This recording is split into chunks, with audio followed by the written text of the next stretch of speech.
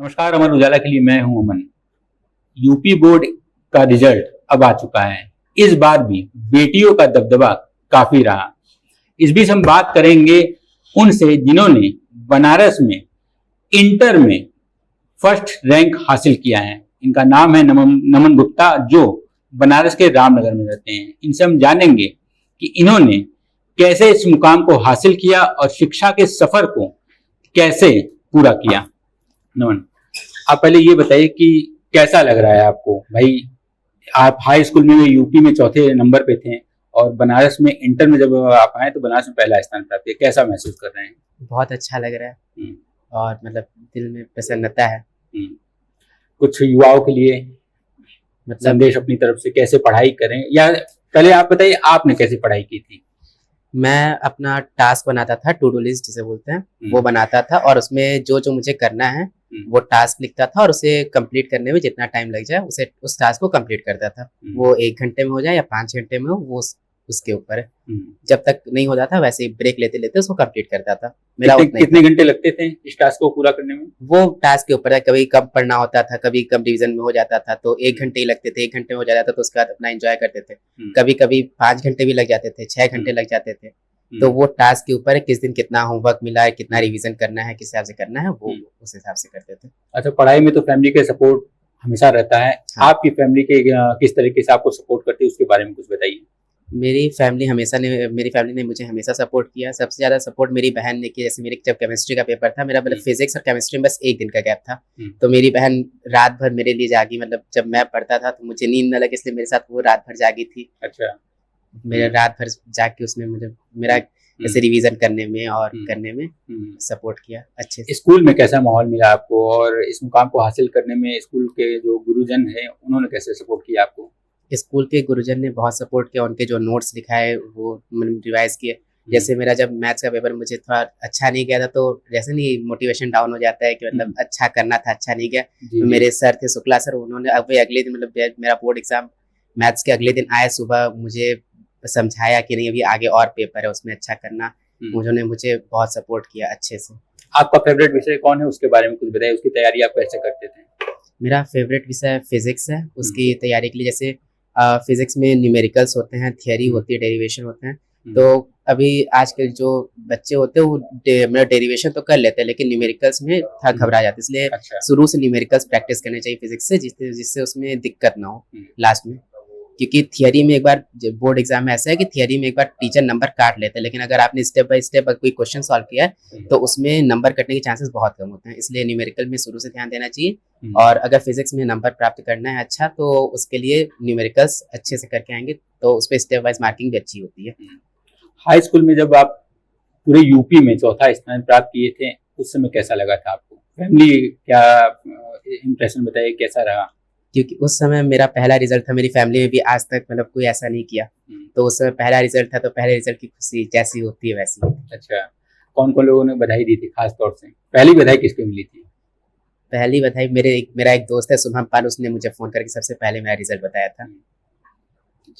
अच्छा, अब जो है आगे क्या प्लान है? जैसे इंटर हो गया, इंटर के बाद ग्रेजुएशन होता है, तो आगे क्या बनना चाहते हैं आप? उसकी पढ़ाई की क्या तैयारी चल रही है, उसके बारे में कुछ बताइए। सर, अभी मैं इंटर के बाद इंजीनियरिंग करना चाहता हूँ। इसके लिए मैंने अभी जेईई मेंस दिया था जो मैं क्वालिफाई कर लिया है। अच्छा। और मैं एडवांस की प्रिपरेशन इस समय कर रहा हूँ, और अगर एडवांस हो गया तो ठीक बनना है एक बार और। मेरा नाम सौम्या सेठ है और मैं जंगनारायण सिंह इंटरमीडिएट कॉलेज हरपालपुर लोता वाराणसी की स्टूडेंट हूँ। मेरे 12th में 89.80% आए हैं और मैं अपनी डेली रूटीन बताना चाहती हूँ कि 7:30 से 12:30 स्कूल से आने के बाद 2 से 4 में स्लीप लेती थी और फिर उसके बाद 4 से लेके 10 बजे तक कभी और भी कम टाइम हो जाता था कि मैं क्लासेस करती थी ऑनलाइन। एंड देन उसके बाद रात को 2 बजे तक मैं पढ़ाई करती थी। कभी एग्जाम टाइम जब पास आया था तो मैं 4 बजे तक पढ़ा करती थी। एंड मेरे लिए सबसे बड़ा मोटिवेशन मेरे क्लास के 3 क्लासमेट थे जो मतलब मुझे हमेशा कमेंट करते थे कि तुम तो ऐसी हो 10th में, इससे पहले में तुम कितना अच्छा करती थी, बस तुम बोलने के लिए ही हो, तुम कुछ कर नहीं सकती हो। एंड यही मेरा सबसे बड़ा मोटिवेशन था कि मेरे इतने ज्यादा मार्क्स आए। और मैं सबको ये कहना चाहूंगी कि आप लोग अपने जितने भी वीक सब्जेक्ट्स होते हैं उसको तो आप प्रिपेयर करते रहिए, लेकिन जो आपके स्ट्रॉन्ग सब्जेक्ट्स हैं उसे भी प्रिपेयर करिए, वरना आपके वीक सब्जेक्ट्स कारण आपके स्ट्रॉन्ग सब्जेक्ट्स में जो मार्क्स होते हैं वो कम हो सकते हैं और जिससे आपका परसेंटेज नीचे जा सकता है। मेरा नाम नैन्सी सिंह पटेल है। मैं कस्तूरबा महिला विद्यापीठ इंटरमीडिएट कॉलेज सेवापुरी वाराणसी की छात्रा हूँ। मैंने अपने जिला वाराणसी में दूसरा रैंक प्राप्त किया है 96.16% अंक पाकर। मैंने अपनी पढ़ाई 6 घंटे कस्तूरबा महिला विद्यापीठ में बिताया मेरा, और जब मैं वापस आती थी स्कूल से तो रेस्ट करना था 2 घंटा लंच करके। फिर उसके बाद जब मैं 2 घंटे coaching centre life career coaching centre में जाती थी पढ़ने के लिए, फिर उसके बाद वापस आती थी तो काम करना था खेत का, तो वो सब करती थी। उसके बाद फिर मैंने रात में 6 बजे से पढ़ना स्टार्ट करती थी, 10, 11, 12 बजे तक पढ़ती थी। कभी कभी 2 बज जाते थे पढ़ते वक्त। मेरे पापा मुझे सपोर्ट करते थे पढ़ने के लिए। जब तक मैं रात में सोती नहीं थी, पढ़ती रहती थी, तब तक मेरे पिताजी मेरे साथ सपोर्ट करते थे। मेरे पिताजी दिव्यांग हैं 80% लगभग, तो वो मेरे साथ बहुत सपोर्ट किया। बाकी अन्य टीचर्स भी मेरा बहुत सहयोग किए हैं पढ़ने में। सबसे अधिक सहयोग मेरे स्कूल के अध्यापक ने किया है। उसमें सबसे अधिक सहयोग मेरे टीचर हैं छेदीराम सर, गणित के टीचर हैं। 2012 के रिटायर्ड टीचर हैं, लेकिन अभी तक वो अपनी सर्विस दे रहे हैं हम सभी को। और जो बच्चे कमी कर देते हैं पढ़ने में, आलस करते हैं, एक दिन पढ़ते हैं एक दिन नहीं पढ़ते हैं और डेली रिवीजन नहीं करते हैं। रिवीजन के लिए एक परफेक्ट नोट्स होना चाहिए। यदि हम पढ़ने बैठते हैं तो उनके लिए हम एक ही संदेश देना चाहते हैं कि अगर जिस दिन हम पढ़ना बैठ रहे हैं तो उसका एक टारगेट होना चाहिए पढ़ने का, कि आज मुझे इतना कंप्लीट करना है तो कंप्लीट करना है। वो चाहे जब बज जाए, उससे कोई मतलब नहीं होता, चाहे जितने घंटे हो जाए, उससे कोई नहीं मतलब होता है।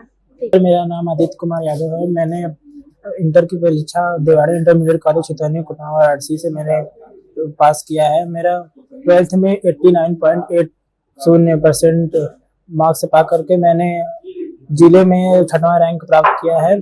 मैंने पढ़ाई के बारे में बोले तो मेरे परिवार वाले और मेरे टीचर्स बहुत सहयोग किए हैं। मेरे पिताजी हमेशा मोटिवेट करते रहते थे कि नहीं तुम कर सकते हो, तुम टॉप कर सकते हो। जब भी मैं पेपर देकर आया तो बोला कि मेरा पेपर अच्छा नहीं गया है, लगता है इस बार कम परसेंटेज आएगा, पर पापा का इतना विश्वास था कि नहीं लड़का कर जाएगा। भले ही मतलब इतना विश्वास था कि बोल तो रहा है कि मतलब पेपर खराब गया है, पर उनको विश्वास था कि नहीं ये अच्छा कर पाएगा। मेरे भैया जी एक टीचर हैं जिन्होंने मुझे पढ़ाई में बहुत ही हेल्प किया है।